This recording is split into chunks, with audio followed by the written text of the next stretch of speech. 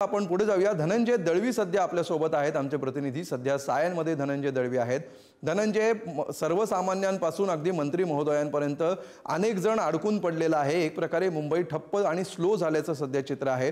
तुम्ही या क्षणी नेमके कुठे आहात आणि काय चित्र पाहताय आजूबाजूला? मी सध्या उभा आहे सायन परिसरात। समोरच सायन स्टेशन आहे आणि हा सायनचा मार्ग आहे। हा थेट मार्ग जर पाहिला तर हा एलबीएस मार्ग आहे आणि हा मार्ग जो आहे तो कुर्ल्याच्या दिशेने जातो आणि मात्र याच मार्गावर आपण जर पाहिलं तर पाणी साचलेलं आपल्याला पाहायला मिळतं आणि यामधून अनेक गाड्या ज्या आहेत त्या मार्ग काढण्याचा प्रयत्न करतात। अनेक गाड्या ज्या आहेत त्या बंद पडलेल्या आहेत आणि बरीच जण जी आहेत ती चालत जाताना पाहायला मिळतं। वाहतूक कोंडी देखील या भागात झालेली जी आहे ती आपल्याला पाहायला मिळते। जसं तुम्ही म्हणालात की याचा फटका हा सर्वसामान्यांपासून मंत्री महोदयांपर्यंत देखील बसलेला आहे।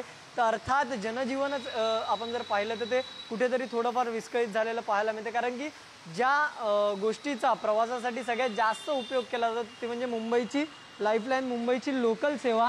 तीच मुंबईची लोकल सेवा जी आहे ती विस्कळीत झाली, कारण की मध्यरात्रीपासून मुसळधार पाऊस जो आहे तो पडतोय आणि त्यामुळे लोकल सेवेवर परिणाम झाला। त्यानंतर वाहतुकीवर परिणाम झाला की जेवढे सखल भाग आहेत त्या सखल भागात पाणी साचलेलं पाहायला मिळतं। आता सध्याची अशी परिस्थिती आहे की गेल्या काही वेळापासून पावसाने विश्रांती घेतली होती, म्हणून पाणी जे आहे ते ओसरलेलं पाहायला मिळतं थोड्या प्रमाणात। मात्र आता पुन्हा एकदा निश्चितपणे सध्या पाऊस ओसरलेला आहे, पाणी ओसरताना दिसत आहे। धन्यवाद धनंजय या माहितीबद्दल। पुन्हा अपडेटसाठी आम्ही लवकरच येऊ।